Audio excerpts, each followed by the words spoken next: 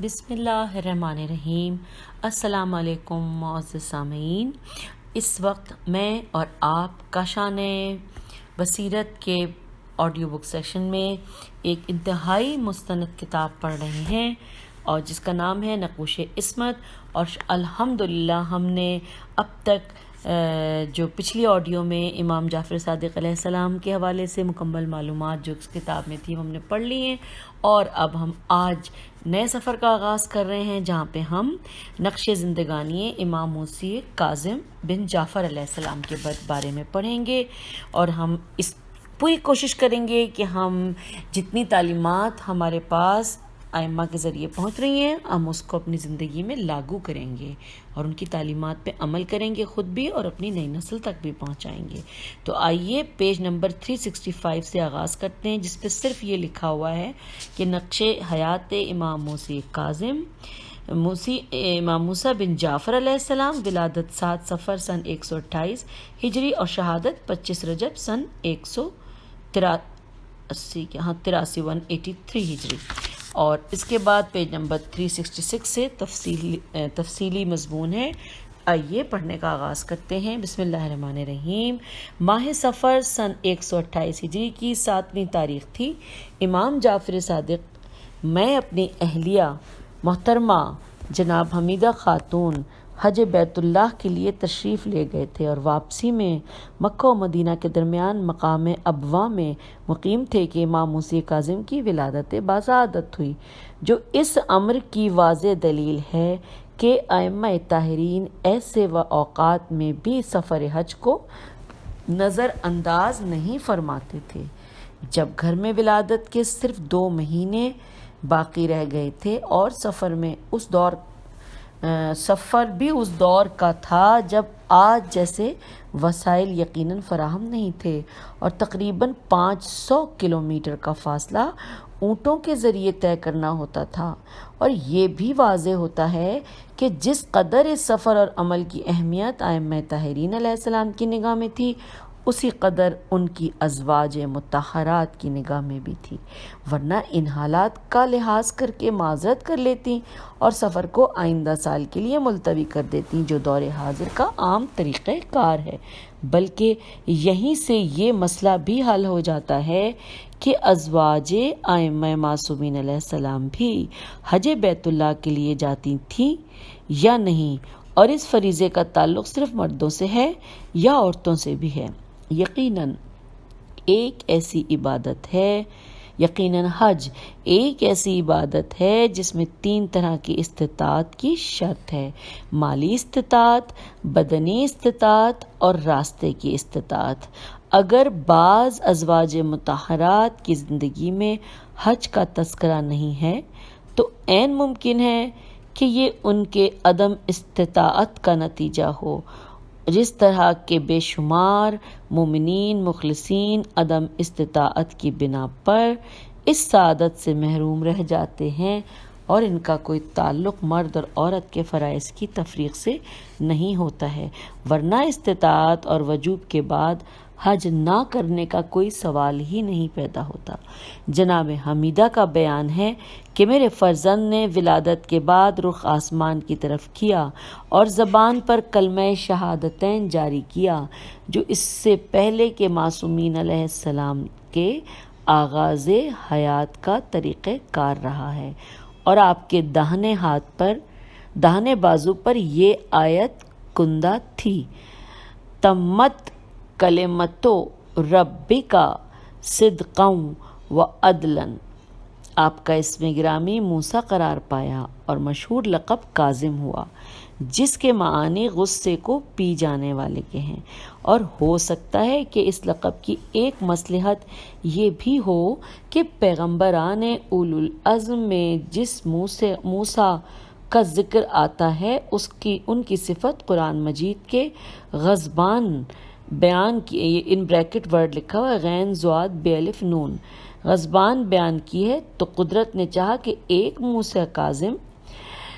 بھی پیدا ہو جائے تاکہ دونوں طرح کے الہی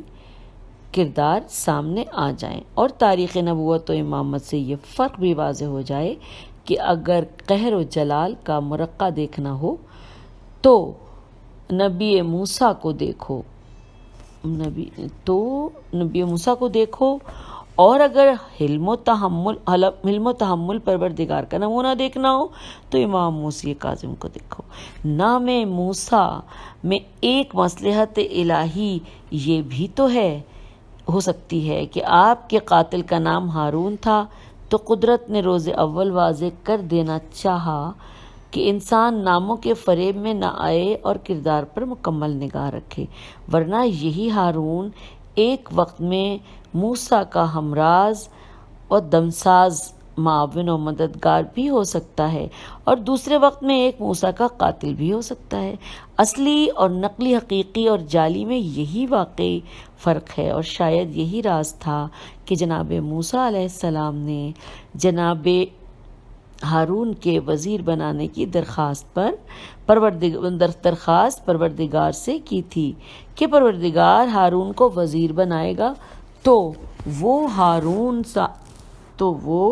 ہارون صاحب ایمان اور نیک کردار ہوگا، اور انسان کسی ہارون کو بادشاہ اور خلیفہ بھی بنا دے گا تو وہ نالائق اور نااہل ہی رہے گا۔ حقیر نے ایک موقع پر اس مضمون کو اس طرح نظم کیا۔ سامعین، یہاں پہ یہ ایک بند ہے پورا، یعنی 2 اشعار ہیں، آئیے اس کو پڑھتے ہیں۔ دنیا کا اس لوٹ کے مامون بن گئے، دولت سمیٹی اتنی کہ قارون بن گئے، ان بندگان زر کی سیاست تو دیکھیے، موسیٰ کو زہر دے کے بھی ہارون بن گئے۔ اچھا جی، آگے چلتے ہیں۔ اس کے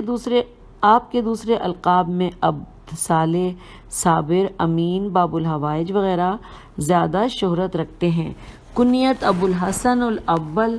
ابو ابراہیم، ابو الحسن المازی، ابو علی، ابو اسماعیل وغیرہ۔ باب الحوائج کی تفسیر یوں بیان کی جاتی ہے کہ آپ کے روضہ مبارک سے برابر آج تک معجزات اور کرامات کا ظہور ہو رہا ہے، اور بعض اہل قلم نے تو ان واقعات کو جمع کر کے مکمل کتابیں بھی تالیف کر دی ہیں، اور عینی مشاہدین کے بیان کے مطابق ان کرامات کو جمع کیا ہے۔ اور حقیقت امر یہ ہے کہ بغداد میں ان خونریز واقعات کے بعد، جن میں دجلہ کا پانی کئی دن تک رنگین رہا، مذہب تشیع کا باقی رہ جانا بھی امام موسیٰ بن جعفر کی ایک زندہ کرامت ہے، جس سے کسی قیمت پر انکار نہیں کیا جا سکتا ہے۔ مصائب تو آپ کی زندگی میں بھی آتے ہی رہے، لیکن جس طرح کل کے مصائب سے سلسلہ امامت نہیں منقطع ہو سکا تھا، اسی طرح بعد کے مصائب سے سلسلہ مذہب اہل بیت پر کوئی اثر نہیں پڑ سکتا۔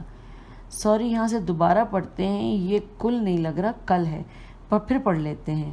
لیکن جس طرح کل کے مصائب سے سلسلہ امامت نہیں منقطع ہو سکا تھا، اسی طرح بعد کے مصائب سے سلسلہ مذہب اہل بیت پر کوئی اثر نہیں پڑ سکا، اور امام شافعی کا یہ اشارہ صحیح ثابت ہوا کہ قبر موسیٰ کاظم ایک تریاق مجرب ہے۔ واہ! آپ کی ولادت مروان الحمار کے دور حکومت سن 128 ہجری میں ہوئی۔ 3 سال کے بعد اس کی آبائی حکومت کا خاتمہ ہو گیا اور بنی عباس کا پہلا عباس صفح تخت نشین ہوا۔ سن 132 ہجری سے 136 یعنی 136 ہجری تک اس کا دور حکومت رہا۔ سن 136 ہجری میں منصور و عنیقی حاکم بنا، جس نے سن 138 ہجری میں امام جعفر صادق علیہ السلام کو زہر دغا سے شہید کرا دیا، اور 20 سال کی عمر سے امام موسی کاظم کا دور قیادت شروع ہوا۔ سن 185 ہجری میں منصور کی جگہ پر مہدی عباسی آیا، جس نے 10 سال حکومت کی، اور 169 ہجری میں اس کی جگہ ہادی کو ملی، جو 1 سال سے زیادہ چل سکا، اور پھر 170 ہجری میں ہارون تخت نشین ہو گیا، جس نے 183 میں سن 183 ہجری میں امام موسی کاظم کو زہر دے کر شہید کرا دیا، جس وقت آپ کی عمر 55 سال کی تھی، 55، جس میں سے 20 سال والد بزرگوار کے زیر سایہ گزرے اور 35 یعنی 35 سال اپنے دور میں قیادت امت کے ذمہ دار رہے۔ آپ کے بچپن کے کمالات میں ایک واقعہ ملتا ہے کہ صفوان جمال نے آپ کو گھر سے اس عالم میں نکلتے دیکھا کہ ہاتھ میں بکری کے بچے کے کان تھے اور اس سے سجدہ رب کا تقاضا کر رہے تھے، تو گویا عفان کو متوجہ کر رہے تھے کہ ہم اہل بیت کی شان یہ ہے کہ جانور بھی ہماری طرف منسوب ہو جاتے ہیں، تو ہم ان سے سجدہ رب کا تقاضا کرتے ہیں اور اس کے بغیر اپنا بنانا گوارا نہیں کرتے۔ صفوان نے عرض کی کہ اگر آپ اس سے سجدہ کرا سکتے ہیں تو اسے مرنے کا حکم بھی دے سکتے ہیں۔ آپ نے فرمایا کہ صفوان، موت و حیات خدا کے ہاتھ میں ہے، ہم اس کے بارے میں کچھ کہہ نہیں سکتے۔ گویا آپ نے یہ بھی واضح کر دیا کہ انسان کو اپنے فرائض کی فکر کرنی چاہیے، امور خداوندی میں دخل اندازی شان ابدیت کے خلاف ہے اور اس سے انسان کسی وقت بھی مورد عتاب ہو سکتا ہے۔ یہ واقعہ آپ کی 3 برس کی عمر کا ہے اور بریکٹ میں بہار لکھا ہے۔ عمر مبارک 5 برس کی تھی جب ابو حنیفہ امام جعفر صادق علیہ السلام سے مسئلہ جبر و اختیار پر بحث کرنے کے لیے آئے تو آپ نے والد بزرگوار سے پہلے مہمان کا استقبال کرتے ہوئے فرمایا کہ اس مسئلے کی 3 صورتیں ہیں کہ یا تو عمل بندوں کے اختیار سے ہوتا ہے یا خدائی جبر سے وقوع پذیر ہوتا ہے یا دونوں کی شرکت رہتی ہے۔ اگر عمل بندوں کے اختیار ہوتا ہے تو یہ آپ کے نظریے کے خلاف ہے، اور اگر خدائی جبر یا شرکت سے ہوتا ہے تو قانونی طور پر اسے عذاب کا بھی ذمہ دار یا شریک ہونا چاہیے، لیکن ایسا نہیں ہے۔ تو اس کا کھلا ہوا مطلب یہ ہے کہ بندہ خود اپنے اعمال کا ذمہ دار ہے اور خدا پر ان اعمال کی کوئی ذمہ داری نہیں ہے۔ بریکٹ میں بہار امالی سید مرتضیٰ اور بریکٹ کلوز۔ حقیقت امر یہ ہے کہ عقیدہ جابر سلاطین کی ایک ایجاد ہے، عقیدہ جابر سلاطین کی ایک ایجاد ہے جو ایسے عقائد کے ذریعے اپنے جرائم کی پردہ پوشی کرنا چاہتے تھے، اور ان کا مقصد یہ تھا کہ عوام ہمیں مجبور محض سمجھ کر ہم سے ہمارے جرائم کا محاسبہ نہ کریں، ورنہ ہمارا زندہ رہنا مشکل ہو جائے گا۔ حضرت ابو حنیفہ اس واقعے سے بے حد متاثر ہوئے اور انہیں اپنی توہین کا احساس ہو گیا اور اس کے انتقام کی فکر میں لگ گئے۔ چنانچہ ایک مرتبہ امام موسی کاظم علیہ السلام کو اسی زمانے میں ایسی جگہ نماز پڑھتے دیکھ لیا جہاں سامنے سے لوگ گزر رہے تھے، تو فوراً امام جعفر صادق سے شکایت کر دی۔ آپ نے فرزند کے شکایت کو بیان کر کے جواب مطالبہ کیا۔ امام کاظم نے عرض کی کہ میرا خدا رگے گردن سے زیادہ قریب ہے، لہٰذا راہ گیر میرے اور اس کے درمیان حائل نہیں ہو سکتے۔ یہ بریکٹ میں مناقب میں لکھا ہے۔ آئیے آگے چلتے ہیں۔ جواب در حقیقت اس امر کی طرف اشارہ تھا کہ جب انسان کا ذہن جلال و جمال پر مرکوز نہیں ہوتا ہے اور توجہ کے ہٹ جانے کا خطرہ ہوتا ہے تو ایسے مقامات پر نماز کا پڑھنا مکروہ ہو سکتا ہے، لیکن اگر رگے گردن سے زیادہ قریب تر ہو جائے پروردگار اور نگاہ میں جلوہ ربوبیت کے علاوہ کوئی جلوہ سما ہی نہ سکے تو ایسی نماز میں کوئی کمزوری نہیں ہے، اور یہی امت اور امامت کی عبادتوں کا نمایاں فرق ہے۔ دوسرے موقع پر ابو حنیفہ امام صادق علیہ السلام سے ملنے کے لیے آئے اور ان کے فرزند کو دیکھ لیا تو عملی طور پر شکست دینے کے لیے ایک عجیب و غریب قسم کا سوال کر لیا کہ اگر کوئی مسافر آپ کے شہر میں آ جائے تو قضائے حاجت کے لیے کہاں جائے؟ فرمایا کہ مکان کی دیواروں کی پشت کا سہارا لے کر ہمسائے کی نگاہوں سے اپنے کو بچائے اور نہروں کے کنارے سے پرہیز کرے۔ جن مقامات پر درختوں کے پھل گرتے ہیں وہاں نہ بیٹھے۔ مکانوں کے صحن سے الگ، شاہراہوں اور راستوں سے الگ مسجدوں کو چھوڑ کر قبلے کے استقبال اور استدبار سے بچ کر اور اپنے کپڑوں کو سنبھال کر جہاں چاہے بیٹھ سکتا ہے۔ ابو حنیفہ یہ سن کر مبہوت ہو گئے اور ان کے ساتھ ہی عبداللہ بن مسلم نے کہا کہ میں نے نہ کہا تھا کہ خاندان رسالت کے بچے بھی عام بچوں سے بالکل مختلف ہوتے ہیں، اور یہ بریکٹ میں بہار اور مناقب کا نام لکھا ہے۔ اسی دور کمسنی میں امام صادق علیہ السلام نے چاہا کہ لوگوں کے سامنے اپنے فرزند کے کمالات کو نمایاں کر دیں، تو آپ نے ایک مرتبہ فرمایا، بیٹا ذرا اس مصرے پر مصرع تو لگاؤ۔ یہ تمام مصرے عربی میں ہیں۔ حقیر نے ان مصروں کا ترجمہ اس طرح کیا ہے: امام صادق: برائیوں کا نہ ہرگز کبھی ارادہ کرو۔ امام کاظم: کرو جو خیر تو کچھ اور بھی زیادہ کرو۔ امام صادق: یہ معنی دیکھو گے تم دشمنوں کے مکر و فریب۔ امام کاظم: نہ اختیار مگر تم کبھی یہ زیادہ کرو۔ سبحان اللہ۔ آئیے آگے پڑھتے ہیں۔ سن 148 یعنی 148 ہجری میں امام صادق علیہ السلام کی شہادت سے آپ کے دور قیادت و مصیبت کا آغاز ہوتا ہے۔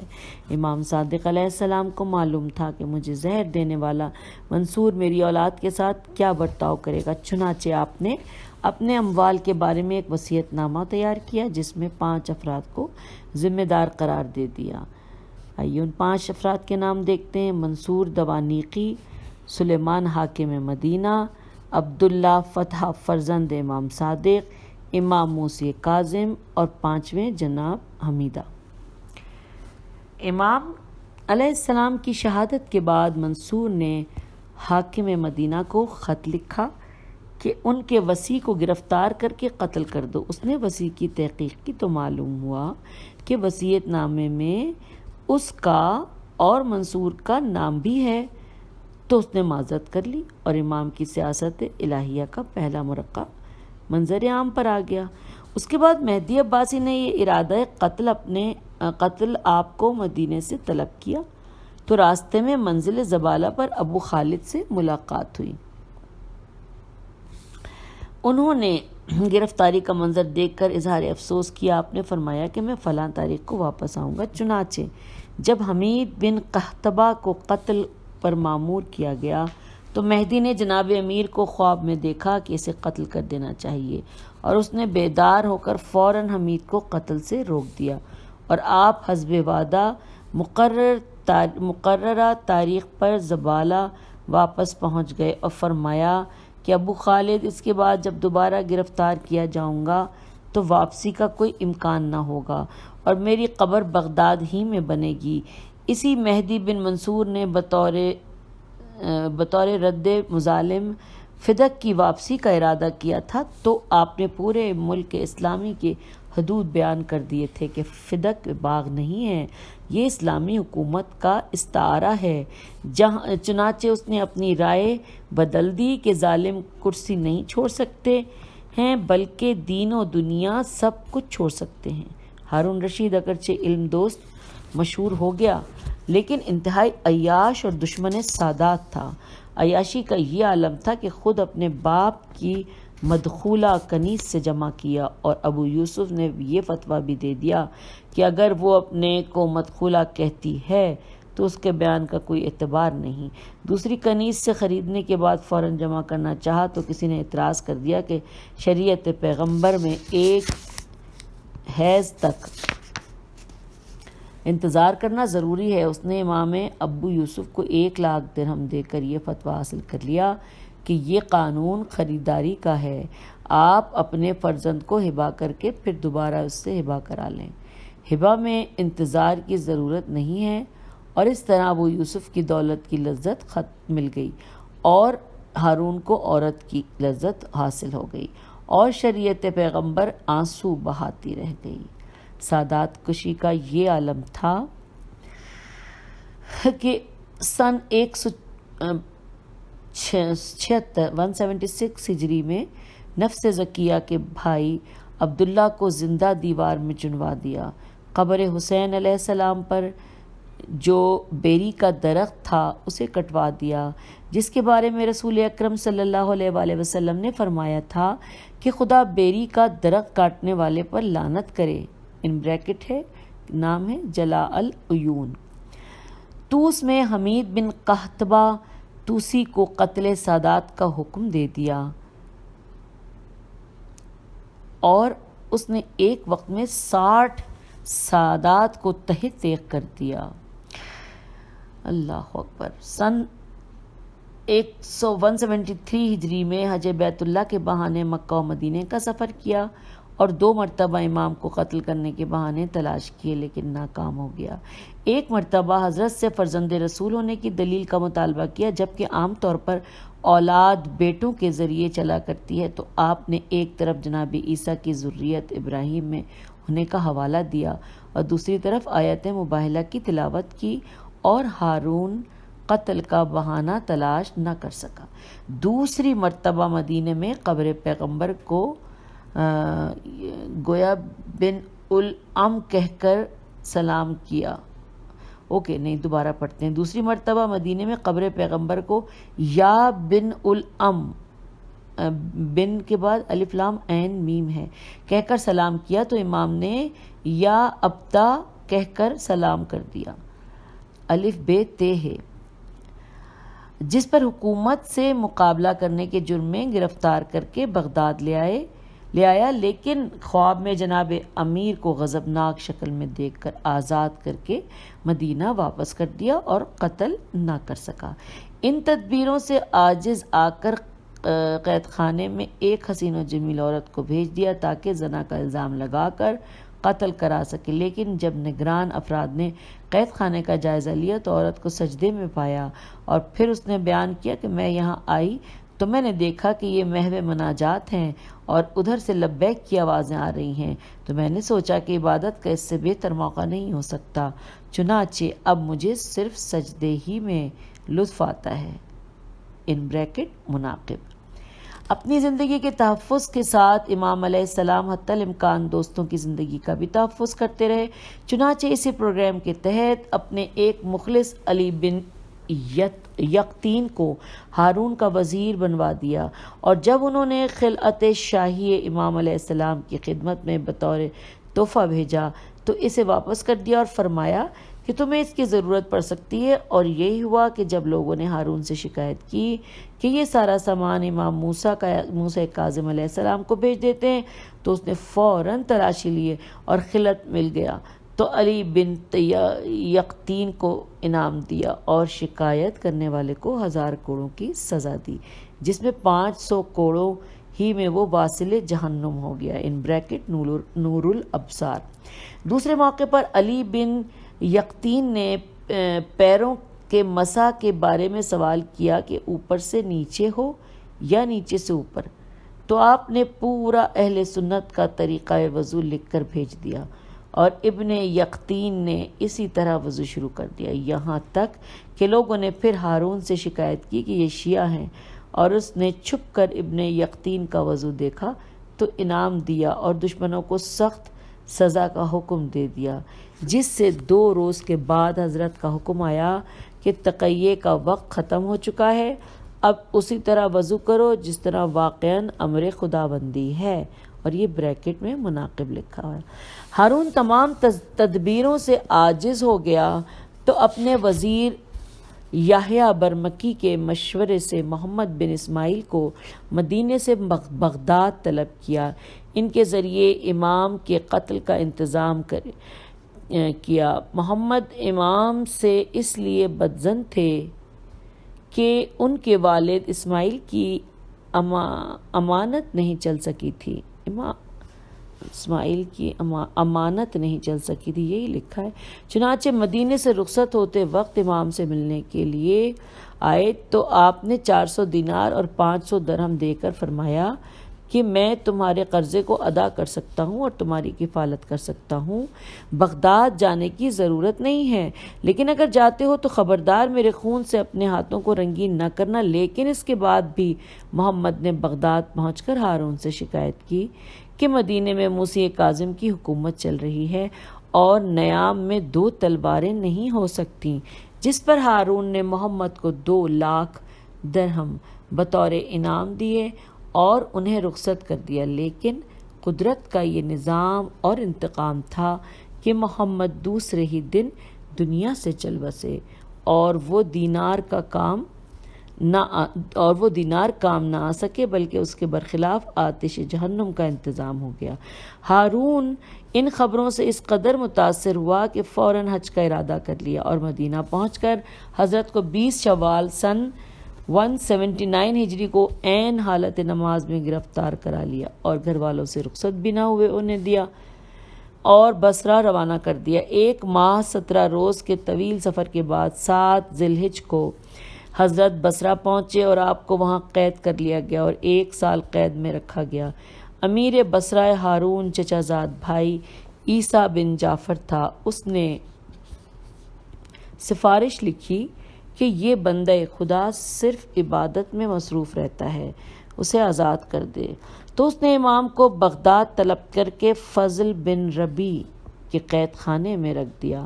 وہاں فضل بھی حضرت کے کردار سے متاثر ہو گیا تو سندی بن شاہک ملعون کو نگران بنا دیا اور اس نے زہر سے حضرت کی زندگی کا خاتمہ کر دیا۔ اس حالت کو آپ طوق و سلاسل میں جکڑے ہوئے تھے اور اس کے بعد جنازہ بھی حمالوں کے حوالے کر دیا، لیکن جسے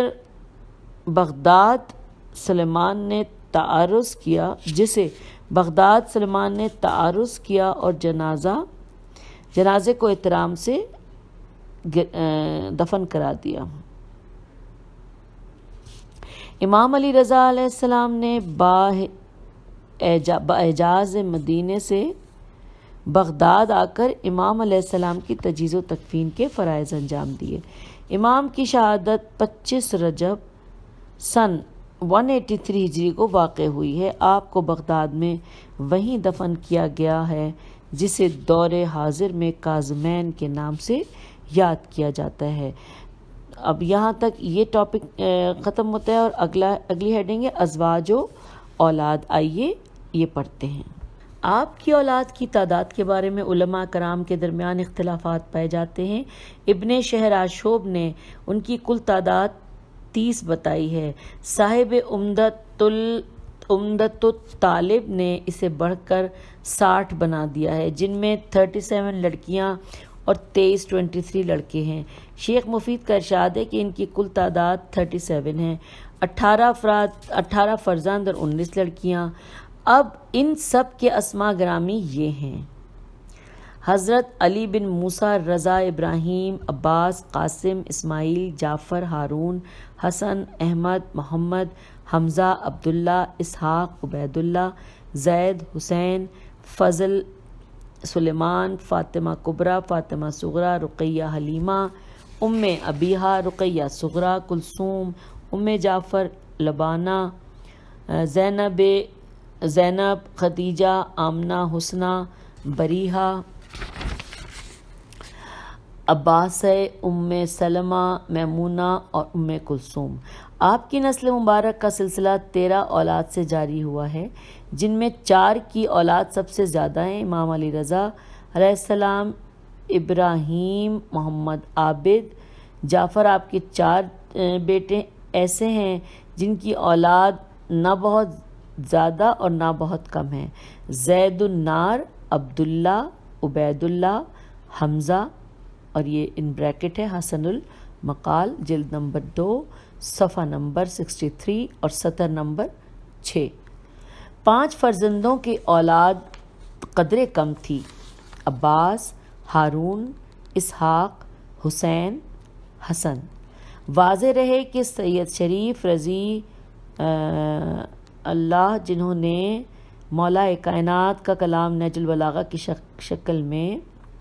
جمع کیا ہے، اور سید شریف مرتضیٰ جو علم الہدیٰ کے نام سے یاد کیے جاتے ہیں اور اپنے دور کے بہترین متکلم اور مناظر تھے، یہ دونوں حضرات بھی امام موسی کاظم ہی کی اولاد میں ہیں اور ان کی قبریں بھی کاظمین ہی میں ہیں۔ شیراز میں حضرت شاہ چراغ سید احمد، جن کا مزار مرجع خلائق بنا ہوا ہے اور لوگ برابر زیارت کے لیے آتے ہیں، اور اپنی مرادیں حاصل کرتے ہیں۔ یہ بھی امام موسی کاظمی کی اولاد میں ہیں۔ حضرت کی نگاہ میں بے حد عزیز اور محبوب تھے، جنہوں نے راہ خدا میں 1000 غلام آزاد کیے تھے۔ ان کی قبر مخفی تھی، لیکن بادشاہ وقت تلاش میں نکلا تو ایک روشنی دکھائی دی، جس کو دیکھ کر لوگوں نے توجہ دلائی کہ شاہ چراغ نظر آ رہا ہے، شاید کوئی آبادی ہے، جس کی بنا پر ان کا لقب شاہ چراغ ہو گیا۔ انہی کے روضے کے قریب ان کے ایک بھائی سید محمد کا روضہ بھی ہے، جنہیں کثرت عبادت کی بنا پر سید محمد عابد کہا جاتا ہے۔ تہران میں شاہ عبدالعظیم کے روضے کے برابر جناب حمزہ کا روضہ ہے، جن کی زیارت خود حضرت شاہ عبدالعظیم بھی اپنے دور حیات میں کیا کرتے تھے، اور وہ بھی امام موسی کاظم کے ایک فرزند تھے اور نہایت درجہ صاحب کرامت تھے۔ آپ کی صاحبزادیوں میں جناب فاطمہ کا مرتبہ نہایت درجہ بلند ہے، جنہیں معصومہ قم کے نام سے یاد کیا جاتا ہے۔ سن 200 ہجری میں مامون نے امام رضا علیہ السلام کو مدینے سے مرو طلب کر لیا، تو ایک سال کے بعد مدینے سے مرو جگہ کا نام ہے طلب کر لیا، تو ایک سال کے بعد آپ بھائی کی زیارت کے اشتیاق میں مدینے سے روانہ ہو گئیں۔ راستے میں بیمار ہوئیں، حضرات قوم آپ کو قم لے آئے۔ موسیٰ بن خزرج کے مکان میں قیام فرمایا اور تکان سفر یا فراق برادر کے صدمے سے 17 روز کے بعد دنیا سے انتقال فرما گئیں۔ اشراف قم نے نہایت ہی عزت اور احترام کے ساتھ تجہیز و تکفین کا انتظام کیا اور ارض بابلون میں سپرد خاک کر دیا، جہاں آج آپ کا روضہ مبارک پایا جاتا ہے۔ صاحب تاریخ قم نے تجہیز و تکفین کے سلسلے میں یہ روایت بھی نقل کی ہے کہ جب جنازہ تیار ہو گیا تو مسئلہ یہ پیدا ہوا کہ سرداب میں کون اتارے گا، تو ایک بزرگ کا انتخاب کیا گیا اور انہیں طلب کیا گیا، لیکن ان کے آنے کے بعد دیکھا گیا کہ ریگستان کی طرف سے 2 سوار آ رہے ہیں، جنہوں نے جنازے کے قریب پہنچ کر سواری سے اتر کر نماز جنازہ ادا کی اور اس کے بعد سرداب میں جنازے کو سپرد خاک کر کے فوراً چلے گئے، اور کسی کو نہ معلوم ہو سکے کہ کون افراد تھے۔ اس کے بعد موسیٰ بن خزرج نے قبر مطہر پر ایک سائبان بنا دیا، اور اس کے بعد زینب بنت امام جواد علیہ السلام نے قبا کی تعمیر کرائی، جو آج انتہائی ترقی یافتہ شکل میں پایا جا رہا ہے اور مرجع خاص و عام بنا ہوا ہے۔ امام موسی کاظم بن جعفر علیہ السلام کی اولاد کے برکات و خیرات کا تذکرہ کرتے ہوئے اس حقیقت کا اظہار بھی نامناسب نہ ہوگا کہ ہمارے دور کے 2 عظیم علماء اور علم و معرفت اور جہاد و سیاست کے میدان میں تاریخ اسلام میں بے مثل و بے نظیر ہیں، یعنی آیت اللہ